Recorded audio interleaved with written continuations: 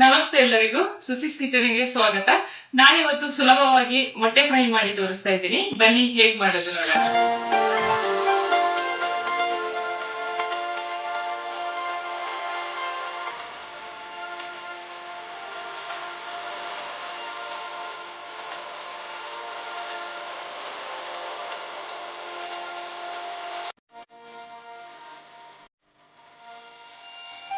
ನಾನಿವತ್ತು ಸೂಪರ್ ಆದ ಮೊಟ್ಟೆ ಫ್ರೈಯನ್ನು ಮಾಡ್ತಾ ಇದ್ದೀನಿ.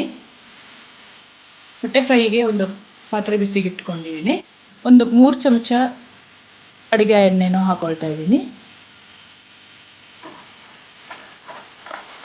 ಎಣ್ಣೆ ಬಿಸಿ ಆಗಲಿ. ನಾನು ಮೊಟ್ಟೆ ಫ್ರೈ ಮಾಡ್ಕೊಳ್ಳಲು 8 ಮೊಟ್ಟೆನ ನಾನು ಈ ಥರ ಬೇಯಿಸಿ ಇಟ್ಕೊಂಡಿದ್ದೀನಿ. ಅದನ್ನು ಕಟ್ ಮಾಡ್ಕೋಬೇಕು. ಎಲ್ಲ ಕಲರನ್ನ ಕಟ್ ಮಾಡ್ಕೋಬಾರದು, ಅದು ಹಾಗೆ ಉಂಡೆಯಾಗೆ ಇರಬೇಕು. ಎಣ್ಣೆ ಬಿಸಿಯಾಗಿದೆ. ನಾನು ಒಂದು ಪಲಾವ್ ಎಲೆ, ಒಂದು ಸಣ್ಣ ತುಂಡಿನ ಚಕ್ಕೆ ಹಾಕ್ಕೊಂಡು ಫ್ರೈ ಮಾಡ್ಕೊಳ್ತೀನಿ. ನಾನು ಇಲ್ಲಿ 4 ಈರುಳ್ಳಿಯನ್ನು ಸಣ್ಣ ಸಣ್ಣದಾಗಿ ಕಟ್ ಮಾಡಿ ಇಟ್ಕೊಂಡಿದ್ದೀನಿ. ಅದನ್ನು ಹಾಕ್ಕೊಂಡು ನೀಟಾಗಿ ಫ್ರೈ ಮಾಡ್ಕೊಳ್ತೀನಿ.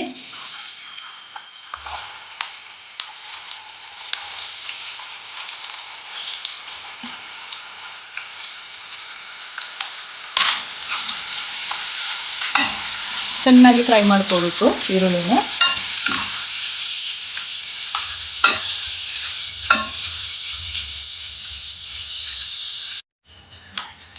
ಈರುಳ್ಳಿ ಚೆನ್ನಾಗಿ ಫ್ರೈ ಆಗಿದೆ. ಇಷ್ಟಾದರೂ ಸಾಕು. ಸ್ವಲ್ಪ ಶುಂಠಿ ಬೆಳ್ಳುಳ್ಳಿ ಪೇಸ್ಟನ್ನು ಹಾಕ್ಕೊಂಡು ಫ್ರೈ ಮಾಡ್ಕೊಳ್ತೀನಿ. ನೀಟಾಗಿ ಹಸಿ ವಾಸನೆ ಹೋಗೋವರೆಗೆ ಫ್ರೈ ಮಾಡ್ಕೊಳ್ಳಿ. ಹಸಿ ವಾಸನೆ ಇದ್ದರೆ ಈ ಮೊಟ್ಟೆ ಫ್ರೈಗೆ ಅಷ್ಟು ಚೆನ್ನಾಗಿರಲ್ಲ. ಅದಕ್ಕೆ ನೀಟಾಗಿ 1-2 ನಿಮಿಷ ಫ್ರೈ ಮಾಡ್ಕೊಳ್ಳಿ.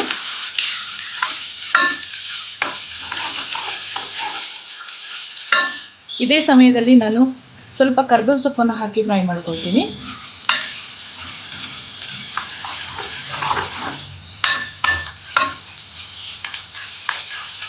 ಶುಂಠಿ ಬೆಳ್ಳುಳ್ಳಿ ಪೇಸ್ಟ್ ನೀಟಾಗಿ ಫ್ರೈ ಆಗಿದೆ. ಇದೇ ಸಮಯದಲ್ಲಿ ನಾನು ಖಾರಕ್ಕೆ ತಕ್ಕ ಮೆಣಸು ಪೌಡ್ರನ್ನು ಹಾಕೊಳ್ತೀನಿ. ನಾನು ಕಾಶ್ಮೀರಿ ಚಿಲ್ಲಿಯನ್ನು ಯೂಸ್ ಮಾಡ್ತಾ ಇದ್ದೀನಿ.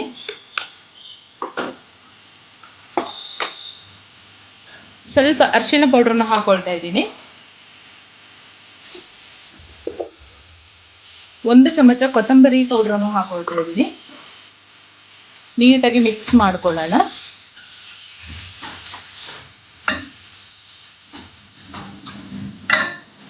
ಮಸಾಲೆ ಹಾಕಿದ ಮೇಲೆ 1-2 ನಿಮಿಷ ಈರುಳ್ಳಿನ ಫ್ರೈ ಮಾಡ್ಕೊಳ್ಳಿ.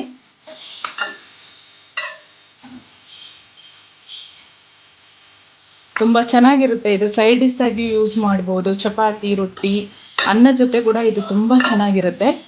ಬಹಳ ಕಡಿಮೆ ಸಮಯದಲ್ಲಿ ಇದನ್ನು ಮಾಡ್ಕೋಬಹುದು. ಬಹಳ ಈಸಿಯಾಗಿ ಕೂಡ ಮಾಡ್ಕೋಬಹುದು. ಒಂದೇ ಥರದ ಮೊಟ್ಟೆ ಸಾಂಬಾರು ಮಾಡಿ ತಿನ್ನಲು ಬೇಜಾರಾಗಿದ್ದರೆ ಈ ಥರ ಒಂದ್ಸರಿ ಟ್ರೈ ಮಾಡಿ ನೋಡಿ ನೀವು. ಮಸಾಲೆ ಸೂಪರಾಗಿ ಫ್ರೈ ಆಗಿದೆ. ನಾನಿಲ್ಲಿ 3 ಟೊಮೆಟೊನ ಈ ಥರ ಪೇಸ್ಟ್ ಮಾಡಿ ಇಟ್ಕೊಂಡಿದ್ದೆ, ಅದನ್ನು ಕೂಡ ಸೇರಿಸ್ಕೊಳ್ತಾ ಇದ್ದೀನಿ. ನೀಟಾಗಿ ಮಿಕ್ಸ್ ಮಾಡ್ಕೊಳ್ಳೋಣ.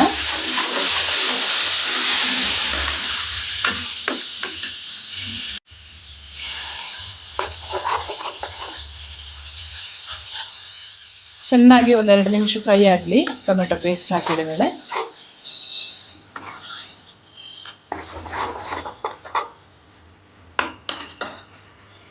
ಟೊಮೆಟೊ ಜಾಸ್ತಿ ಹಾಕೊಂಡ್ರೂ ಚೆನ್ನಾಗಿರುತ್ತೆ, ಆದರೆ ಈ ಟೊಮೆಟೊ ರೇಟಲ್ಲಿ ಜಾಸ್ತಿ ಹಾಕ್ಕೊಳ್ಳೋಕ್ಕಾಗಲ್ಲ. ಹಾಗಾಗಿ ನಾನು 3 ಟೊಮೆಟೊನ ಮಾತ್ರ ಯೂಸ್ ಮಾಡಿದ್ದೀನಿ.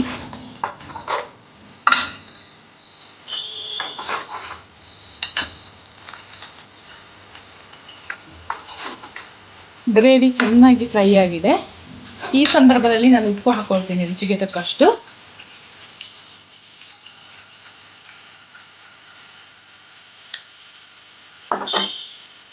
ಟೇಸ್ಟ್ ನೋಡಿಕೊಂಡು ಖಾರ ಅಥವಾ ಉಪ್ಪು ಬೇಕಾದರೆ ಹಾಕ್ಕೊಳ್ಳಿ.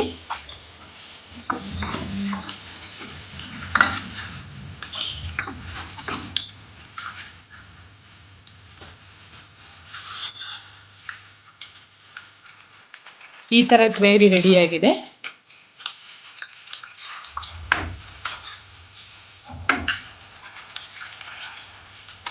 ನಾನೊಂದು ಅರ್ಧ ಚಮಚ ಗರಂ ಮಸಾಲನ್ನು ಹಾಕೊಳ್ತಾ ಇದ್ದೀನಿ. ನೀಟಾಗಿ ಮಿಕ್ಸ್ ಮಾಡ್ಕೊಳ್ಳೋಣ.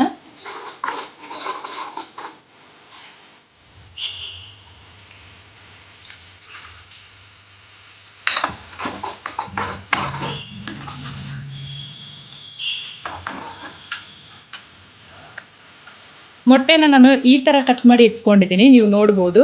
ಯೆಲ್ಲೋ ಕಲರ್ನ ನಾನು ಕಟ್ ಮಾಡೋಕ್ಕೆ ಹೋಗಿಲ್ಲ, ಅದು ಉಂಡೆಯಾಗೇ ಇದೆ. ವೈಟ್ನ ಮಾತ್ರ 1-2-3 ಪೀಸ್ ಮಾಡ್ಕೊಂಡಿದ್ದೀನಿ, ಒಂದೊಂದು ಭಾಗನ ನೋಡಿ ಈ ಥರ ಮಾಡ್ಕೊಂಡಿದ್ದೀನಿ. ಇದೇ ಥರ ಕಟ್ ಮಾಡಿಕೊಂಡು ನೀಟಾಗಿ ಮಿಕ್ಸ್ ಮಾಡ್ಕೊಳ್ಳೋಣ.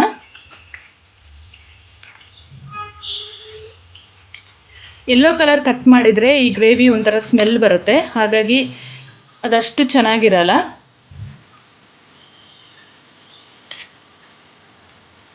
ಮೊಟ್ಟೆ ಹಾಕಿದ ಮೇಲೆ 1-2 ನಿಮಿಷ ಫ್ರೈ ಮಾಡ್ಕೊಳ್ಳೋಣ.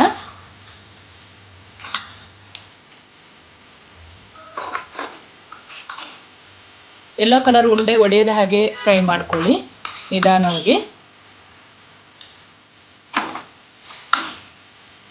ಮೊಟ್ಟೆ ಹಾಕಿ 1-2 ನಿಮಿಷ ಫ್ರೈ ಆದರೆ ಸಾಕು.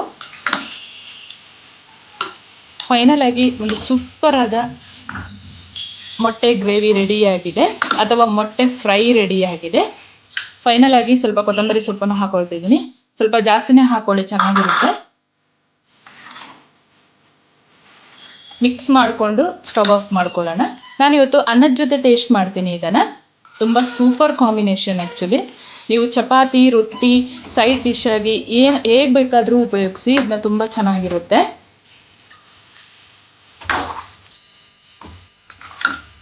ಎಕ್ಸಲೆಂಟ್ ಆದ ಒಂದು ಮೊಟ್ಟೆ ಗ್ರೇವಿ ರೆಡಿಯಾಗಿದೆ.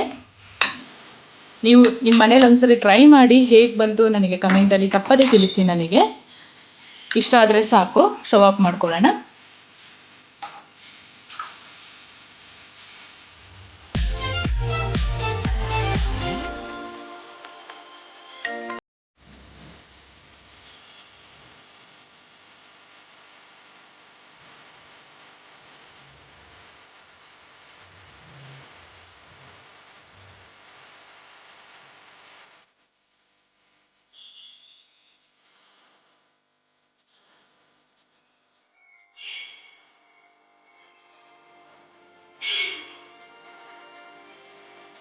ಫೈನಲ್ ಆಗಿ ಸುಲಭವಾದ ಮೊಟ್ಟೆ ಫ್ರೈ ಅನ್ನ ಜೊತೆ ಟೇಸ್ಟ್ ಮಾಡ್ತಾ ಇದ್ದೀನಿ. ಇದು ತುಂಬಾ ಚೆನ್ನಾಗಿರುತ್ತೆ, ಕಡಿಮೆ ಸಮಯದಲ್ಲಿ ಕೂಡ ಮಾಡ್ಕೋಬಹುದು. ನೀವು ಹೊಸ ತರದ ಮೊಟ್ಟೆ ಫ್ರೈ ಒಂದ್ಸಲ ಟ್ರೈ ಮಾಡಿ, ತುಂಬಾ ಚೆನ್ನಾಗಿರುತ್ತೆ. ಹಾಗೇನೆ ಈ ರೆಸಿಪಿ ಇಷ್ಟ ಆದಲ್ಲಿ ಒಂದು ಲೈಕ್ ಮಾಡಿ, ನಿಮ್ಮ ಫ್ರೆಂಡ್ಸ್ ಅಂಡ್ ಫ್ಯಾಮಿಲಿ ಜೊತೆ ಶೇರ್ ಮಾಡ್ಕೊಳ್ಳಿ. ಹಾಗೇನೆ ನನ್ನ ಚಾನಲ್ನ ಯಾರೆಲ್ಲ ಸಬ್ಸ್ಕ್ರೈಬ್ ಮಾಡಿಲ್ಲ ಪ್ಲೀಸ್ ಸಬ್ಸ್ಕ್ರೈಬ್ ಮಾಡ್ಕೊಳ್ಳಿ. ಪಕ್ಕದಲ್ಲಿರುವ ಬೆಲ್ ಬಟನ್ ಅನ್ನು ಕ್ಲಿಕ್ ಮಾಡ್ಕೊಳ್ಳಿ. ಮುಂದೆ ಹೊಸ ವಿಡಿಯೋದೊಂದಿಗೆ ಸಿಗ್ತೇನೆ. Thank you.